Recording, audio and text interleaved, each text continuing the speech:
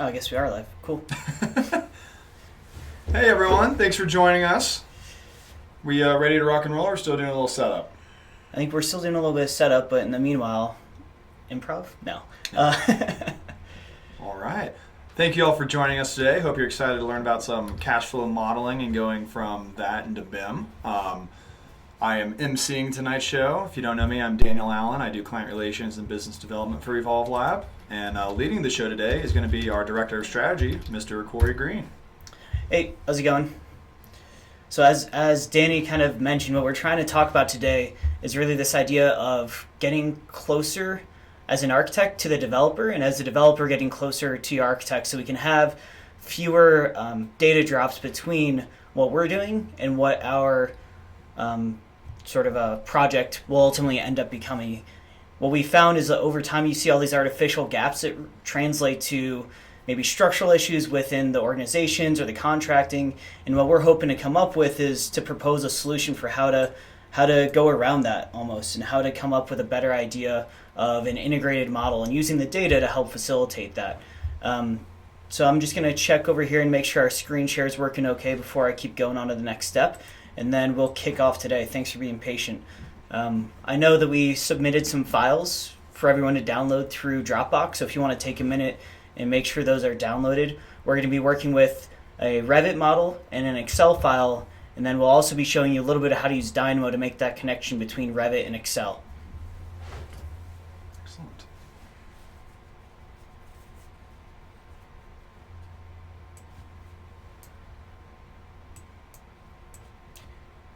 How are we looking?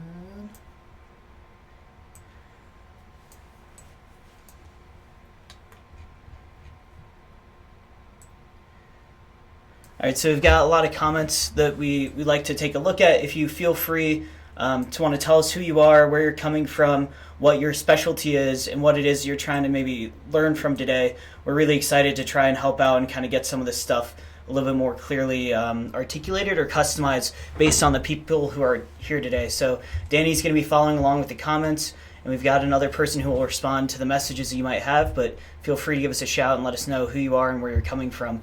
As at a high level, we want to talk about first, what is BIM and why does it matter? At an industry-wide perspective, what we're trying to better understand is how to make up for this difference between the productivity of design and technology and development and real estate and construction in comparison to the rest of other industries. Architecture and building technology has been historically very, very slow to pick up on new softwares, and we're just trying to come up with some solutions for how this might be addressed from a technology side. Quick question for you, Corey. For anyone that doesn't already have the Dropbox link to the files, how do they access that? Sure, we will have one of those be sent out again. If Jake has the link, there we go. Perfect. Good answer. Thanks, Jake. Right. We'll give a shout out too before we kick off. We've got a really great team working behind the scenes to put these together every week. So a big shout out to Jake and Cassie, who kind of helped organize all the logistics behind this, especially Cassie. She's been running around the office for the last hour telling us all exactly what to do, and it's worked out great. So back to the point here that we're trying to get at is that the technology of the construction industry has always been a little bit far behind. We're seeing this incredible acceleration lately, and at Evolve Lab, we're just trying to think about how can we contribute. A lot of that comes down to what we typically associate as Revit or BIM, building information modeling. To be totally clear, they're not the same thing. BIM is an idea, it's a construct, it's a way of collaborating, working together. Typically, it's been associated with the primary providers of production documents and drawings and content for the set of drawings to produce a building.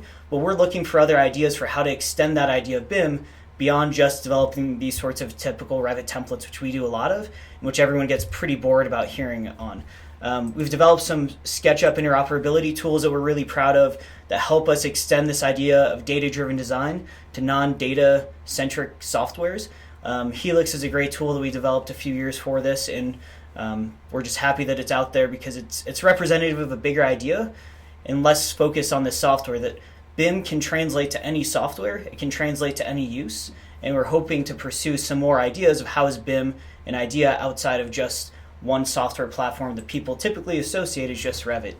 One of the examples that we like to give a big shout out to because we're really impressed with a lot of work they're doing. We think it fits in well nicely to what we're talking about today, is Testfit.io. These guys are really awesome. They're doing a great, not service to the industry, but they're doing a great job researching and developing a new product for multifamily housing and other sort of automated test fitting platforms. We've all seen the demos. We've seen examples of this historically, but they're doing this at a next level that we're all really impressed with.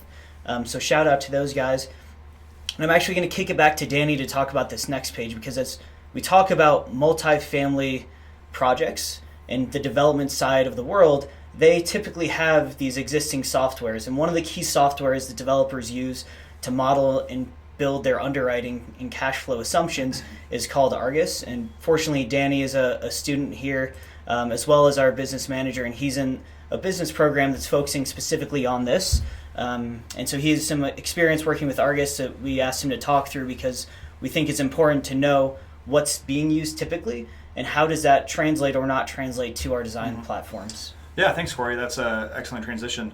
So yeah, I don't know if any of you are out there are familiar with Argus. Please let us know in the chat if you are. It's definitely used more on the investment side. I think it's creeping into the development side more and more, and Argus has their own development-specific program.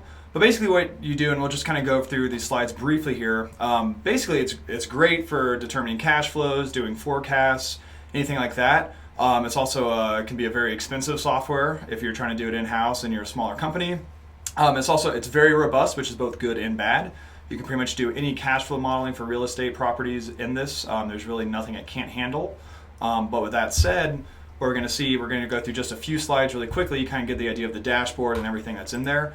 But it becomes a little more complex than it needs to be, especially on the construction development side.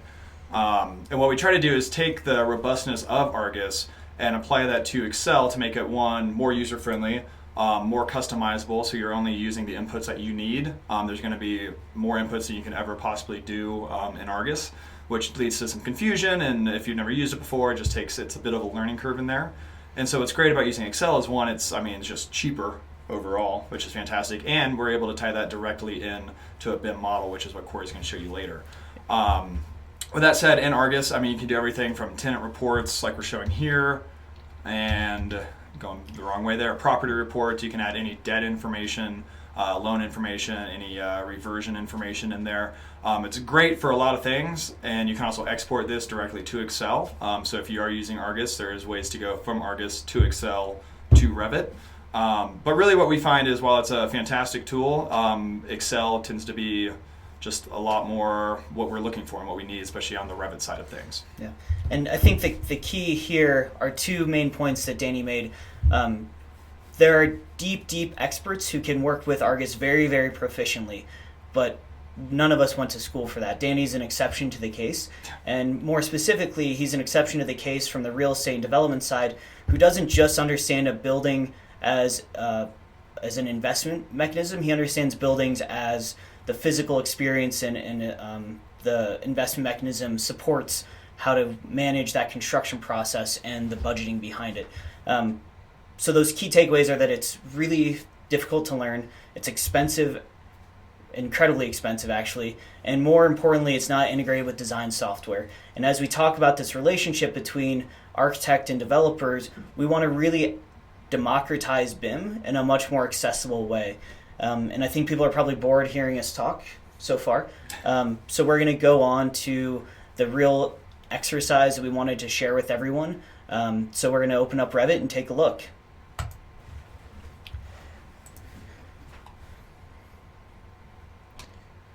All right, so hopefully everyone was able to download the example file that we shared. For the developers who might be watching, Revit is an Autodesk product that helps not just coordinate 3D design for the different trades, mechanical, electrical, plumbing, but it also helps us as architects and as designers to explore multiple options at the same time. And as we go through this exercise, we're going to really focus on how to use those design options to compare what we might see between viable solutions that in the early stage of conceptual and schematic design, we're curious about, well, how well is this suited for the specific market? Or how well does this fit with the party or other drivers that we're hearing from the client as a whole? So I'm going to look a little bit at the CAD files themselves. and give everyone a little bit of a knowledge of some of the, a little bit of exposure to some of the platforms that are out there for extracting great information. One of them that we really like going to is loopnet.com. A lot of the times the real estate brokers will use this to understand costs and what they're trying to sell or lease a product for on this sort of online marketplace. LoopNet is actually owned by a company called CoStar, I believe. So CoStar.com acquired LoopNet a matter of years ago. These are two really great resources where if you're trying to find information about, well, how much is this land going to cost, or how much is this one physical asset going to cost, these are two great resources you can go to and try and extract some of those insights. Occasionally you'll get good floor plans, occasionally you'll get terrible floor plans, but that's part of the BIM cycle as well. If you have a bad floor plan, how do you get good as-builts? How do you do good underwriting? So one of the things we wanted to sort of talk about today was how to create a design option inside of Revit, and then how to translate from those design options that we provided to an Excel file that can be used for underwriting. And let us know if we have any good questions. I see we're getting some comments about the lag. Apologize for that. We're streaming on YouTube, and hopefully we can keep up and don't get too far ahead of ourselves. So when you're working with design options inside of Revit, under the Manage tab, you have the ability to click Design Options and create what are referred to as option sets. In this scenario, I'm working currently with option 1, but if I wanted to create another option, I could select here where it says option set. I could create a new option set, and we could call this, maybe I'll rename this so that it's, instead of the tower option set, we could call this the plinth option set. So once you create those separate options, you're able to actually come in here and under the option the option icon, create option 2, option 3, option 4, etc. And the nuance here is really understanding, well, what component inside of the model is getting associated with which option set itself. And I've kind of gone through that exercise to prepare that canned file that we provided everyone from Dropbox. And we have these current options established in the model. I'm going to delete the ones I just created. Maybe I didn't need these after all, or maybe we decided which one we wanted to move forward with and they're not necessary to carry in the model anymore. But I'm going to keep these 4 here for the sake of showing how to create a component and how to assign it to the correct option. Danny, any questions so far? Do we think we're getting pretty good? I think we're doing okay as long as we're not lagging too bad. Okay. So to start to work with these option sets, I'm going to go to my 3D view, because you can see really clearly you have an option here to control the visibility of what it is that you're working with. And in this scenario, I actually want to look at maybe option 2. And I'm choosing from this dialog at the bottom right of the screen to cycle between my various options. And you can see there's a checkbox next to that allows you, say, active only.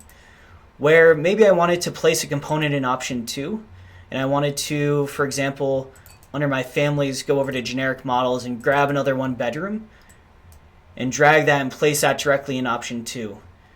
And you'll see what happens when I switch over to option 3. That should disappear. We can create the same sort of behavior inside of schedules themselves, though that has a little bit of a limitation. So if we wanted to schedule and see, okay, well, how many components do we have in option 2, we can actually go over to our generic model schedule that I've already created. And under the visibility graphics, you can see that there's a default set to automatic. And I can change that instead of option 1, which is the automatic or the primary default. I can assign that to be option 2, or I can assign that to be option 3, and these data points will change as we go through. Right? And so you can see that change happening in the schedule. One thing that's really difficult about this is if you wanted to create those 4 different schedules to export, typically you'd have to come up here and go to File, Export, and you'd be creating a report for that individual schedule itself.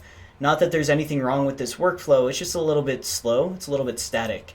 Whereas we really wanted to look at a Dynamo workflow that could help automate going directly from Revit to Excel. Awesome. Any questions? No, not yet. Cool. We're doing great. All right, so are there any users out there that are really proficient with Dynamo? Is Dynamo new to anyone? Let us know how comfortable you are working with Dynamo, and we'll sort of curate this next part to that level of familiarity. And then I'm going to open up specifically Dynamo 1.3. You probably saw in the file name that I sent out that Dynamo parentheses 1.3 indicated which version we were going to be using in the file name itself.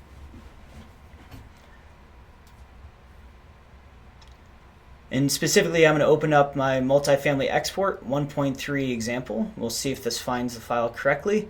And you'll notice that there's probably a node in my file that's a little bit missing from yours. So if I tried to run this currently, it would have an error. And that's because we've intentionally skipped a step here in creating the string from object node for our users to follow along with us as they're going through understanding what this Dynamo definition does. And we are getting some questions about the 2017 example file. We'll send that out probably tomorrow. Unfortunately, we did this in 2019. I should have been a little bit more forward thinking about that and built it in 2017. So the first thing that we're trying to do, right, that key grouping up here is we're trying to consume those generic models. We want to know which one of these elements, the categories generic models, we want to know which one of these components are in the model itself. So we tell Dynamo, first let's consume those generic models, and let's start to extract and sort of structure the data as we need it for our Excel file. There are very particular ways that inside of Excel we want to see this schedule so that it looks correct. And it's a challenge to figure out what are those key metrics and making sure that we're only looking at the metrics that are associated with bedrooms. That's what this sort of second set of nodes does. As we go further on down in the stream, we can see we're extracting the key metrics. What is it about the square footage? What is it about the unit type? Is it a one bedroom? Is it a one bedroom plus?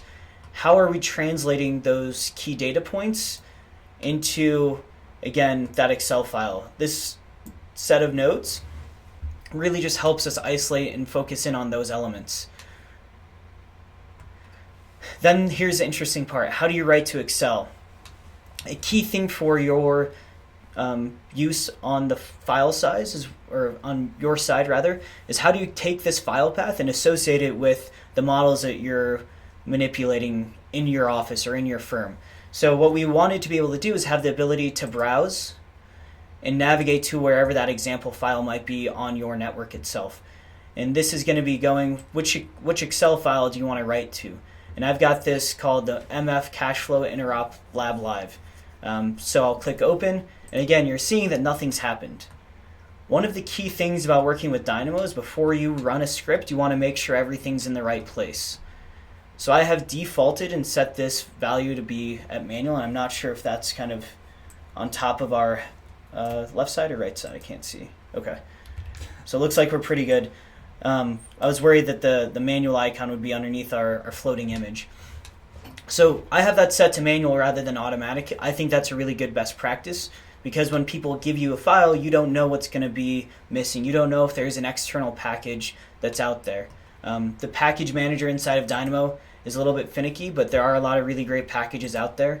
Some of the ones that we're really impressed with lately have been the Rhythm package. Of course, Evolve Lab has a package. We really like working a lot with Clockwork. Lunchbox package is, of course, fantastic, though I think it has a separate download and installer. So if you wanted to download any of those packages, that's kind of how you're going to work with the package library. You'll just type in and search maybe Rhythm, and you'll see it will be up here as a great example. So one of the things that comes up with is if you don't have a package and someone shares a file that relied on, for example, this Rhythm package for all upper. This would kind of be like grayed out, or there'd be some error that would throw the entire script off. And that's why I have this set to manual almost every time, because I don't want to open up a script and have it run and not work. And the question that we sort of pose to our users, well, what happens when I run this script currently? And you'll see it's going to actually have maybe a delay. It should be throwing an error pretty quickly. And it's basically going to be saying that I need this string input from elements here. So we're collecting in all these components, but how is it that they're actually going from Revit into Excel? Well, we need to translate the name of those elements. And of course, this always happens with the demos. We need to change that object name to a string. And so the node that we're looking for here is string from object. And then we'll place that as our data out from elements into the data in for string.contains. And when you run that script, you'll see a lot of stuff will happen in the background, and it will automatically go over to your Excel file and create these 4 sheets for you. All right, and of course our script is still running, which we're just going to continue working past. It's one thing when we do these sorts of live demos, there's always something that comes up, which is why we ran this script in advance and gave it to you guys for future reference. In your file, you should see option 1, option 4, option 2, and option 3. And that helps us translate directly from our Revit model into Excel. Any questions coming up so far? Any errors that people have? Can we scroll down on the chat screen just a little bit? Sure.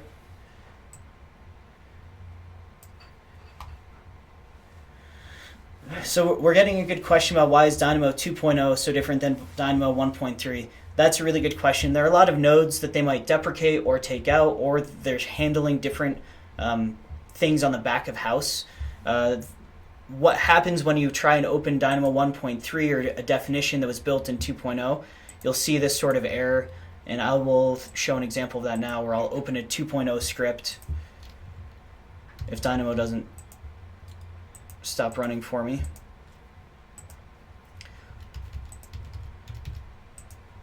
So Dynamo, and if I tried to open something that was a 2.0, and I'm sure we have one on the network somewhere, so I'll go find that really quickly.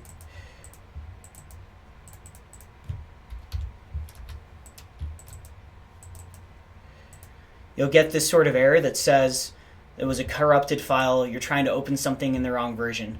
And you can see I've named my file pretty intelligently in the sense it tells it's Dynamo 2.0. And again, if there were any other packages, we would articulate what packages it would require. Yeah, and then Elaine was asking where in Revit 2019 can you access Dynamo? Yeah, great question. So under the Manage tab, Dynamo is going to be over here on the far right for visual programming. And there's Dynamo and Dynamo Player. Dynamo Player is really great for making definitions that everyone might be using over and over again within a firm. But Dynamo itself is actually where you can open up the script and edit things inside of the canvas. And so now I'll try and hit run again, and we should see that work correctly. Should being the key word. But again, if it doesn't work, it doesn't really matter.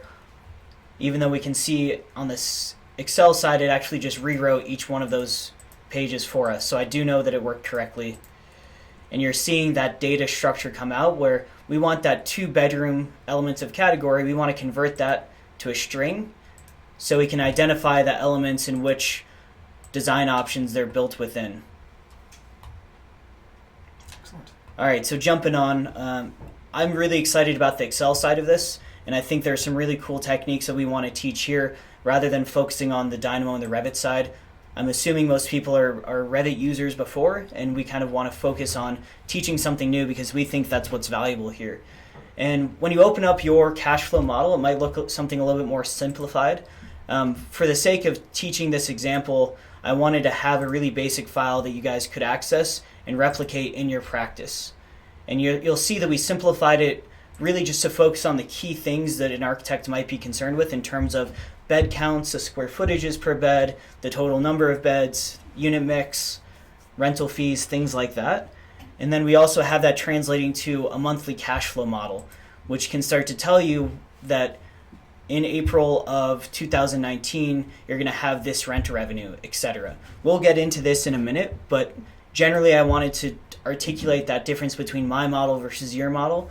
There are a lot of really advanced things here that we just aren't going to have time to cover on my model, but I wanted to provide you an example for how to implement this on your own. So a few key things that when I like to work with Excel, I find to be absolutely critical. You're seeing the first thing that happens is I get a bunch of these hashtag references. And what this is telling me is that I've got bad data somewhere in my model. And specifically, we want to focus on this set of choices here, where in our file, we can choose between option 1, option 2, and option 3. And typically what we would have expected is these values to fill out for us automatically. So I've built some really aggressive if-then formulas to count all the elements up. But these are dependent on the idea in Revit, excuse me, the idea of Excel or the tool in Excel called the named range. So if you go over to your Formulas tab, you'll see under this option here for Name Manager. And to answer Elaine's exact question, if you have an application that takes Revit schedules into Excel and back, would you need Dynamo? No, you would not. So under Name Manager, this is some Excel best practice that I picked up. And I actually want to maybe pause here for a second and say that a lot of the work that we're seeing has been developed by me in collaboration with a mentor of mine over the last few years at a capital management firm. He's been essential for me to understand and learn what each one of these terms means and the relationship between elements. Without him and his sort of mentorship, I'd have absolutely no clue what any of this stuff means either, which is why we're trying to have a more open dialogue between architects and developers, because it's just a matter of sharing information. And that has been a really influential year for me working with him closely. And I came along a lot of techniques that are very similar to parametric modeling in Dynamo or Grasshopper, but inside of Excel. One of those techniques is working with named ranges. Yeah, I was going to say, I just realized that we never really introduced you too much with your background with the architecture and the financial side. Do you want to give a quick overview of just your background? Yeah, absolutely. I'll give a few shout outs to some old colleagues and employees, colleagues and employers that I've worked with over the past couple years. I went to school for architecture, so I by no means am a real estate expert. I have a really good understanding of the way that data exchanges between design and real estate, and I have a passion for that, primarily because I went to school for architecture. I went to Tulane. I worked with Gensler in Chicago in their workplace studio for about 4 years. Then I worked with another BIM consulting firm called Case, which was a remarkable experience of some of the most talented people I've ever worked with. And through that involvement with Case, I was acquired to go work at WeWork. Mm-hmm. And inside of WeWork, I was really heavily involved with their test fitting process and partnering with the real estate team to understand that connection between our design models as architects when we would test fit a space and what that means for cash flow. And how do you build out a stable business model around that? So that's really what piqued my interest, is seeing the influence that the real estate and the financial performance and health of a development or of an investment really affected the quality of design and creating such good, high-touch, well-built and high-finish experiences that are really curated for end users.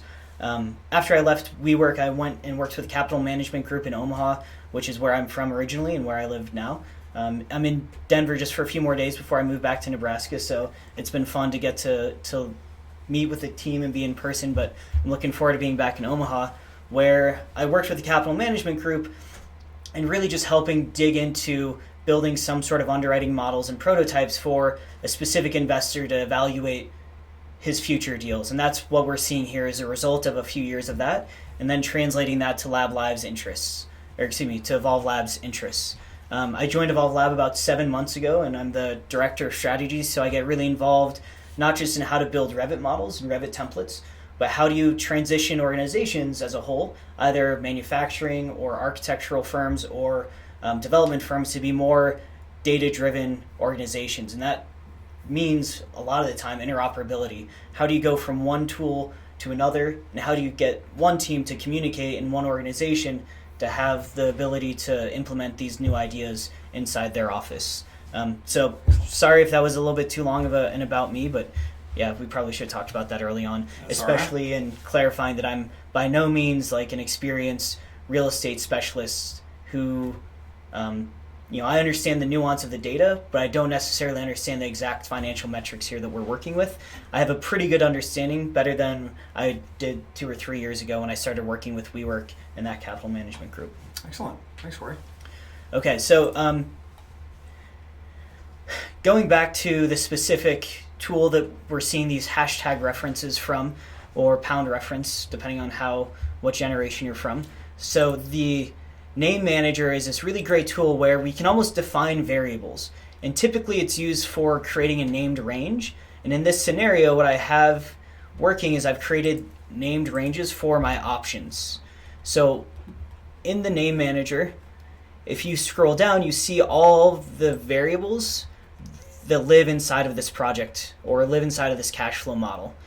And yours should be a shorter list than mine currently. But what we're really interested in focusing on are the 4 ranges for option 1, option 2, option 3, and option 4. And you can see we're getting that hashtag reference over here. I use these name ranges because it's a really easy way to simplify formulas to be more legible, where you can see that this is referring to a variable itself, design option. That's the variable that it's looking for. And that design option is currently oriented towards this cell right here. You can see when I click on cell B52, its variable name essentially is design option. And what I have to then orient next is, well, how do I say that my design option for option 1 range is associated with that exact page that we imported? So under the name manager, I'm going to select option 1 range, and I'm going to come up here to this icon that will help guide what it's oriented toward. I'll click on that up arrow and go over to my option 1 range, and I'll say that this is the range that it's looking from, column A to column D, and I'll hit enter, and then I'll click on this green check box.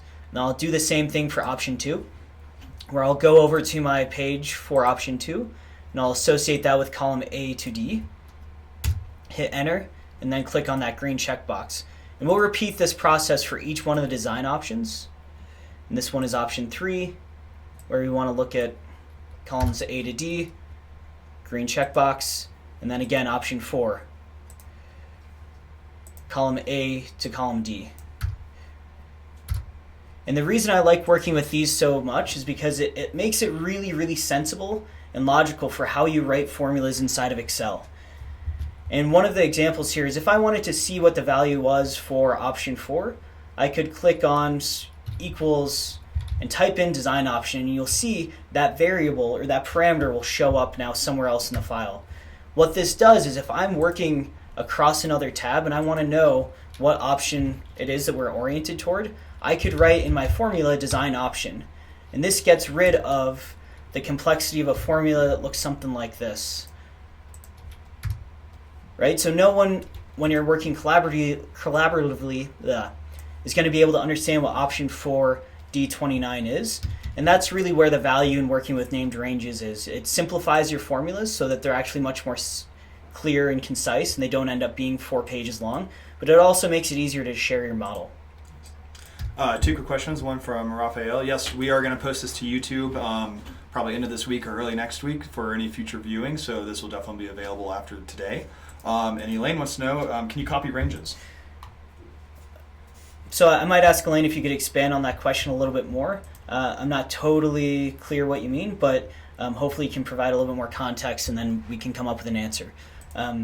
So a few things that are happening here when we talk about this option 4 getting repassed now.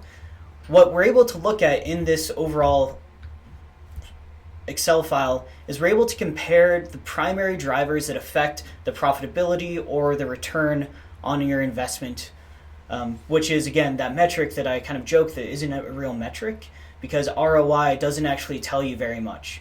And when we get through today, hopefully we'll all have a better understanding slightly of what does ROI mean and what's the real metric that we might be able to translate that to and how can our cash flow model reflect that. But before we keep going there, I want to make sure that we're all able to get to that same point with this named range working. One of the nuances towards this cell that I've built is I've actually created it so that it is picking from a drop-down list of data points. And what's great about that is I was able to, on another page, create option 1, option 2, option 3, and option 4. I have this hidden somewhere else in my file, and what I've done is I've created under the, I believe it's the data tab, the ability to create a data validation. And what this helps me do is limit the options that a user might have when they choose from this dropdown.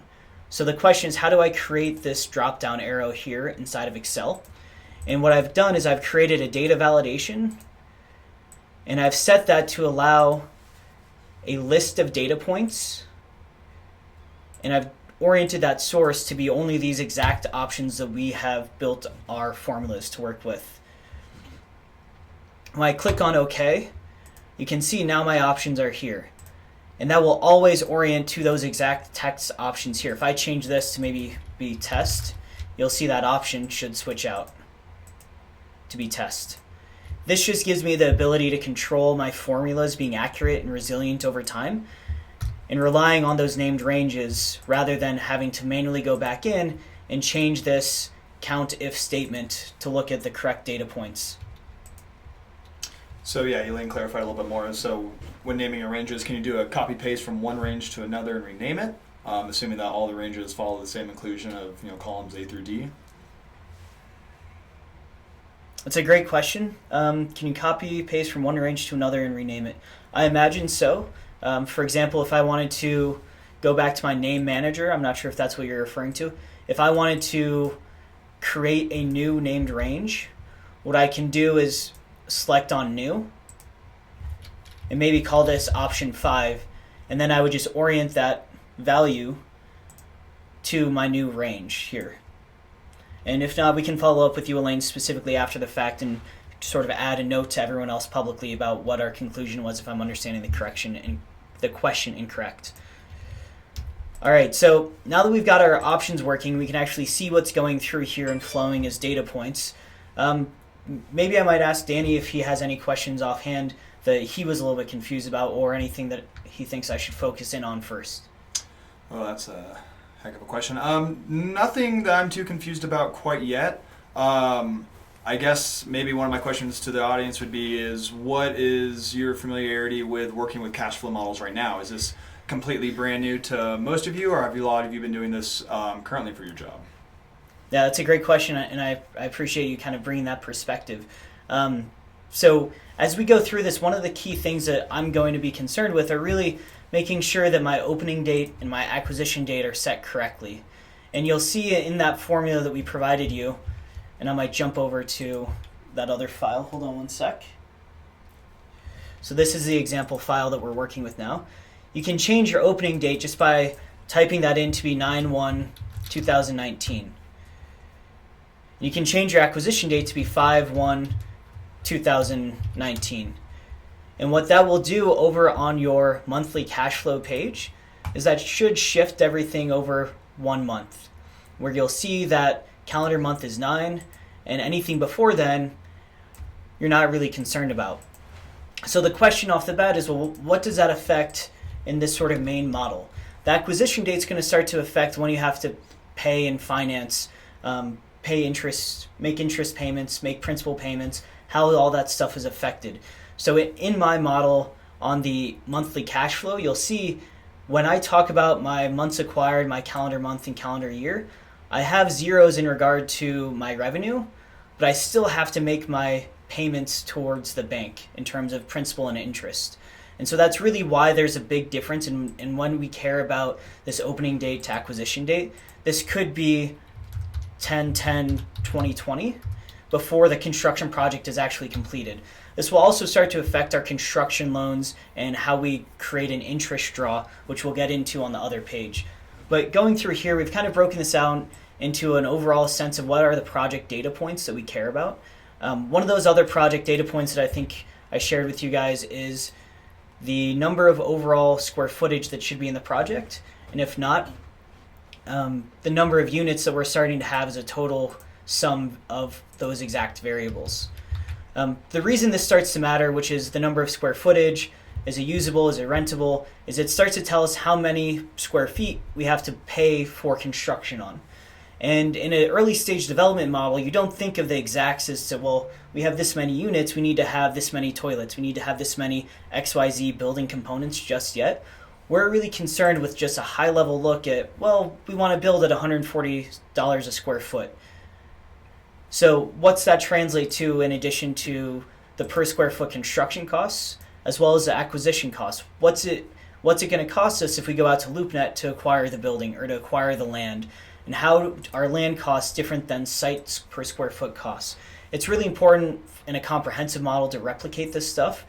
But what we care about for our cash flow model is really just focusing on the revenue side of things, where what we're able to say is with 1 bedroom in this option, we'll have 8 1-bedrooms, 14 2-bedrooms, 24 two-bedroom pluses.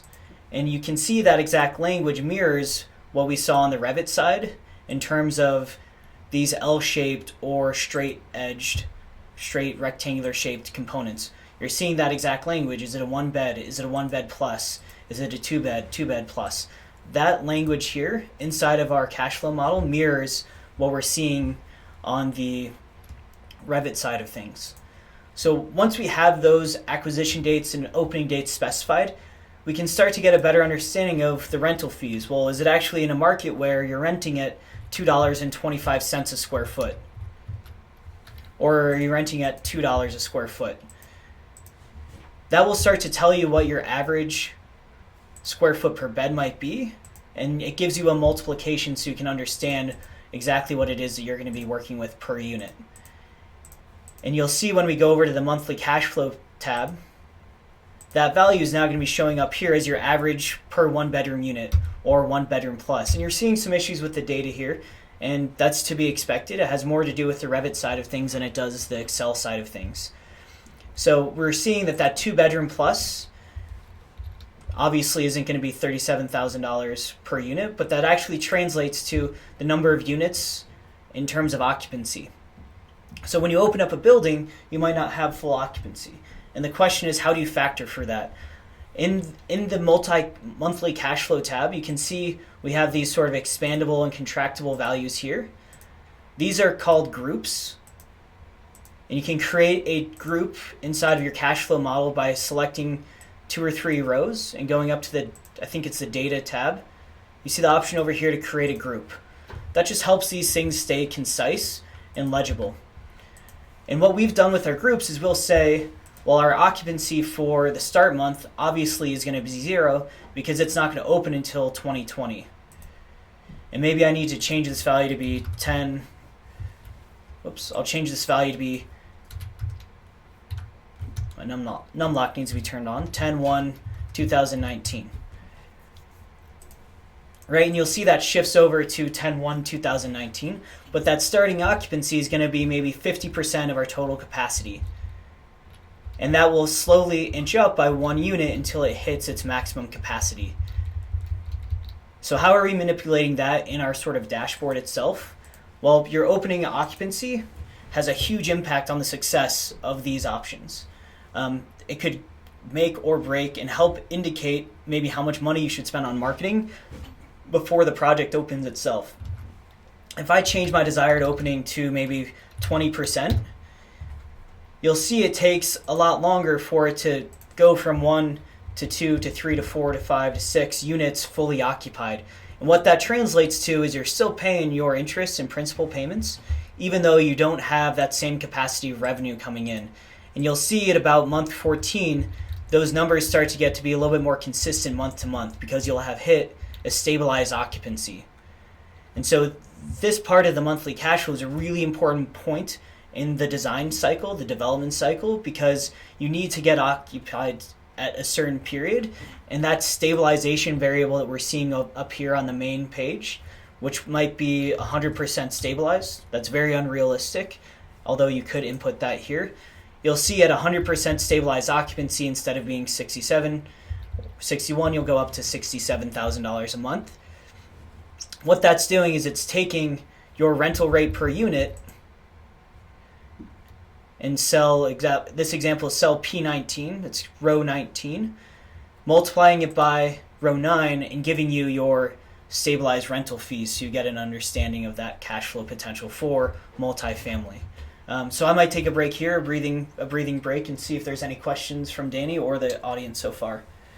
Yeah, it doesn't look like there's a lot of specific questions from the audience yet. It does seem like we have a good mix of people who are used to doing a lot of the cash flow modeling and others who are new to it or newish to it, so that's great to have that mix. I can't think of any personal questions for you right now, but if you guys have any questions, please feel free to blow up our chat here. Sure. So I see a really good question here from Guillermo, master's degree in real estate valuation. He's 50-50 on these kind of files, and he absolutely should be.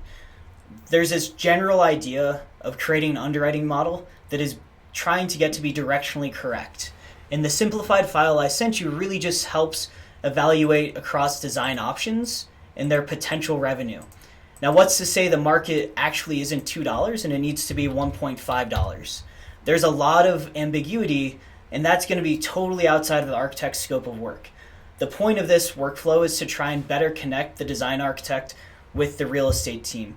One of the big things that I've seen, and this translates to real estate as a whole, is that the investment side and the asset management side is often so far disconnected from the reality of the physical asset. And that's where key things like 3D scanning come into play. And how do you actually create real BOMA calculations? And how do you actually create this better connection between my exact design model and what you're underwriting as a real estate developer? This is not to say that your exact cash flow is going to be any one of these conditions over time. It's to help developers and investors and the design team be better prepared in making a decision with a sensitivity analysis. And sensitivity analysis is something we're going to get to in about 10 minutes because I realize that this is probably like an entire class that could be taught about this. Again, this is trying to consolidate what I think is really important from the last 2 or 3 years of my experience into what will help architects be better informed as they move forward. But thanks for that question, Guillermo. Great point. I think it's a great point too, Corey, especially for all of you in the design field of this. At the very least, what we're hoping, I think, is to eliminate the VE process as much as possible as well. Having the numbers in mind as you're starting design will hopefully, not always of course, will eliminate the need to go through and completely redesign and essentially cheapen everything in the future. So, yeah, absolutely. And I'll keep going through. I think we've kind of covered where the basics of what the model is that I provided to the users and viewers, and we'll probably dig into this in a little bit more, and we're happy to do follow-ups about all this stuff. We realize that there's no way to capture all of everyone's interests, so we just kind of want to be aware of that. So as we go forward, we're getting this sense of basic operations, we're getting our sense of monthly cash flow, but how does that translate to things like the amount of debt that's actually required? If our construction costs is going to be $130 a square foot, and our acquisition offer is going to be $2,690,000, we have to start to talk about this being financed. And one of the big questions in development is, well, what's the right loan to value that we're able to achieve and prove to our investors or to our bank that we'll have the correct debt service ratio to measure that? And we'll talk about what these key metrics are and how we arrived at them. And when I say loan to value, think about a mortgage. Loan to value is basically the reverse of a mortgage. You put a 25% down payment on a house, that means your loan to value is going to be 75%. Essentially, that's kind of a gross simplification of it, but that's a really easy way to understand it for now. There's also the question, well, what's your interest rate going to be? What's your loan term going to be? And how are we thinking about refinancing? What are those terms going to be in 4 years when we have hit that stabilized occupancy? So some of the stuff that we like to talk about a lot here is not just exposing that data, but starting to create more digestible ways to internalize it. So we've built a debt schedule here that's pretty resilient. The left side is your initial financing conditions, and the right side are your refinancing terms. What those will do in my cash flow model here is start to roll all that stuff up to what starts to become more familiar on a month-to-month payments. What do you pay for your interest expense on that loan? What do you pay for your principal expense on that loan? How does that translate to the income tax that you're actually getting charged for every year and that you have to pay back to the government? All that stuff really actually gets broken down really comprehensively by a much more sophisticated user. So what we'll see here in our annual cash flow tab is the summary of all those rental fees. It's a summary of those key operating expenses in terms of payroll, or if this is a commercial building, CAMs. One of the things that we talk about a lot, and I kind of didn't realize this until someone taught me, so I want to make sure to share that with everyone else, is that architects really affect our top line. And what do I mean by that? Architecture and architectural design option is going to affect the revenue itself, which almost quite literally means this top line here, rather than the bottom line, which is on the cash flow statement, right? All of the metrics that show up at the very bottom. There is so many financial engineering mechanisms that can go on between what we do as architects to what a developer does, that there's almost no way for us to impact their bottom line. What we can do in a very quantifiable way is impact their top line, or more specifically the measure of gross revenue or the net operating income. And why do we care about things like the net operating income? Well, one of those key metrics that I referred to earlier was the debt service ratio. So if I go back to my dashboard and change my initial loan to value to be maybe that I have to put up only 10% of the cost of construction, the bank's going to wonder, well, how can you pay such high interest rates every month for the life of the development itself? And that's really where this debt service ratio starts to translate to your net operating income. And there's a line here in row 26 that looks at, well, what's my net operating income? That net operating income being your gross revenue minus all of your expenses. That translates to your net operating income. And how's that affected with your interest payments itself in terms of what do you have to pay in principal repayment? And can your net operating income actually cover those interest and principal payments every year? That ratio that the bank looks at is referred to as a debt service ratio. And the best practice that I was taught was to try and hit above a 1.2 ratio. So as long as my net operating income is above as long as my debt service ratio is above 1.2, a bank should be willing to consider loaning at that rate. Again, these are a lot of underwriting assumptions. And back to Guillermo's point, we're not certain that you're going to be able to get $1.2 or $2.2 a square foot when the market actually justifies this in 5 years. We're trying to get something that's directionally correct, and we're trying to understand the sensitivity of, for example, one design option versus another, and what's the cash flow potential for those specifics. Question? Oh, no, I was just going to say, I think a big part too, especially for those kind of new to the financial modeling side, is one thing I was always told, what's key is that, again, this is almost all predicting the future, which, as you know, is impossible. So what it is, it's not trying to be perfect, but it's basically trying to make smaller mistakes less often. And that's what we're trying to do with this, and what Corey's going to get into is sensitivity analysis, is seeing, if one of these numbers ends up changing 3 years down the road, how's that going to affect our cash flow? Right, and so the first set of sensitivity analysis that we might look at is the rent per square foot, which is when the project opens, if we have a $1.50 per square foot and we're looking at the revenue potential of option 1, what's that going to mean for our 5-year net cash flow versus our design option 4, which might have a considerably lower 5-year net cash flow based on the number of units there might be, or based on the breakdown in the unit mix itself. So what we're trying to get to is a point where we can evaluate all of these inside of one analysis platform, rather than having to do 4 different Argus studies, and rather than having to do 5 different Excel files for the different design options. Sensitivity tables are really great for that. And you build a sensitivity table by directing it towards this key metric that you care about. In this case, I'm looking at column K52, and that's actually hidden on here, but that's okay. We'll just kind of allude to it for now. Column K52 is going to be looking at that 5-year net cash flow. And I can start to specify that this is going to be, maybe up here I'll specify this as being $1 and let's call it 1.95. And that will start to change each one of these values that flow through in the sensitivity analysis. And what's happening is there's actually an extensive amount of computations where what we're able to do is compare the left edge of values with the right or the top part of the values, and it will return that sensitivity of $1.95 at $125 a square foot, and it will give you that net cash flow in terms of rent per development of square foot costs. Yeah, I was going to say, the only question I see right now, looks like Jake just answered that. Excellent. Okay. Yeah, for the Galapagos grasshopper definition. We should have that in a blog on our site, I believe, but like Jake just said, if you want to email Cassie about that, she'll hopefully be able to find that link for you. So sorry we don't have that up right now. And one of the things that we're really excited about, and this is why we sort of gave a shout out to them in our presentation, is we've been really impressed with what Testfit.io is trying to accomplish, and they've had some really big successes. And so there are different reasons to use different platforms, and you can see that on their platform, they're able to do a lot of really cool iterative analysis. It doesn't get into the cash flow side. It's only dealing with geometry. And what we're starting to learn as we talk about the cash flow side of things is that my sensitivity to having $1.20 cents per square foot in rent compared to $145 a square foot in development costs has a pretty negligible impact.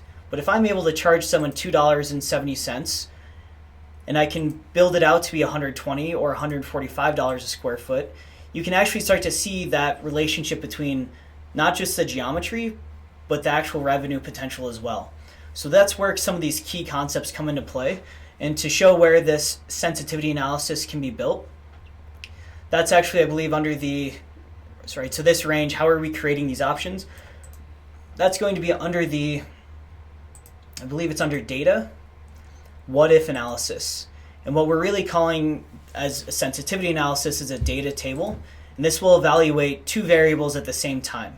And I'm not going to expand on this too much because we've only got a few more minutes, and I want to see if there are any other questions or focus on sort of talking about some of the metrics specifically. So as we go through that sensitivity analysis, you can look at what a data table means on Excel, and it will direct you in the right way.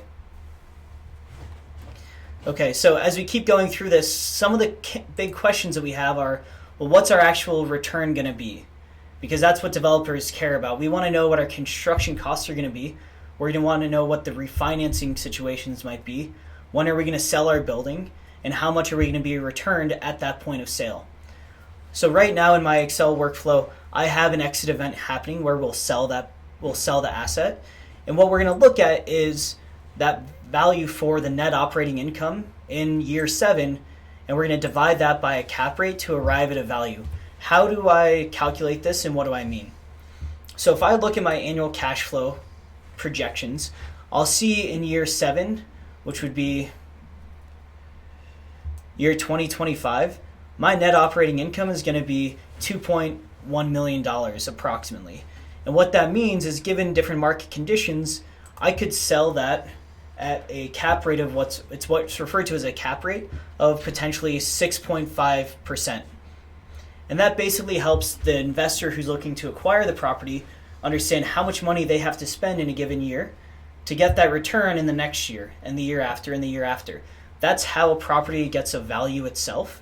And we'll understand that by looking at our net operating income from a given year. And we might, over here in our investment metrics, look at that sales proceeds after we pay our previous taxes from that.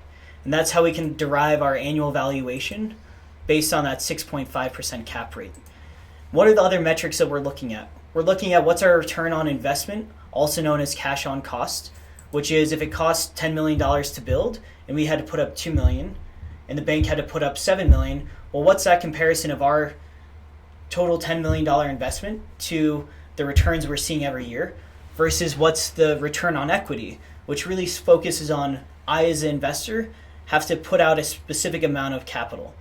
I'm not concerned with what the bank contributed, but I'm concerned with my cash on cash, which is a return that I'm pocketing every year before tax and after tax. And fortunately, there's a lot of different ways to carry taxes in your underwriting model. We're not going to get into that at all because, one, we're not CPAs, we're not accountants, we're not trying to certify your tax losses every year, but it's just good to be aware of that. And what you can kind of see is that you can go through periods of time without paying taxes. That's a really unfortunate reality of development, but it's also what stimulates the growth in the investment. Then you have something that we might more directly understand is the equity returned, which is if I put in $2 million and I'm able to actually take out, let's call it $8.8 million, right? How much is my actual return going to be? And that's where you kind of see this equity return value being calculated. These are really the key metrics that an individual investor might care about versus a bank. And a bank's going to be looking to see, well, what's the internal rate of return of that asset over the last 5 years? So we're calculating each one of those things one at a time in our annual cash flow statements and trying to present them back in our dashboard in a much more meaningful way so that we don't have to get into the weeds. We can look at what we care about at a high level and then go back and forth between these metrics one at a time. So I think that kind of gets me to 12 o'clock. I'm sorry for not being able to I'm sorry if I overcomplicated all this stuff, but there's a lot of content to cover, and we're just really excited to be able to share this with everyone. Mm-hmm. And hopefully we can see more people figuring out how this sort of model affects their business and how this sort of cash flow model can be built to be more meaningful for what you do on a day-to-day basis, be it building in construction costs for the actual unit types themselves and the material takeoffs for the FF&E or other elements to go into the building. We're really happy to see what challenges you guys have and how you address them in the future. Hopefully this model works as a good background for you to build from. Yeah. And I'm not seeing any more comments on the chat right now, so if anything comes up, please don't hesitate to reach out to either Corey or myself. You can log on to evolvebim.com. I'm the face in the bottom right-hand screen. Feel free to reach out to me, send me any emails that you might have, and we'll follow up. Yeah, what he's referring to is we get a lot of questions about whether or not this is a bot down at the bottom. It's not. And it's not. It's actually Danny. So fortunately he has notifications turned off, but if you message him here, he'll actually get pinged about it, and then we'll be able to answer your questions and provide you some real-time support.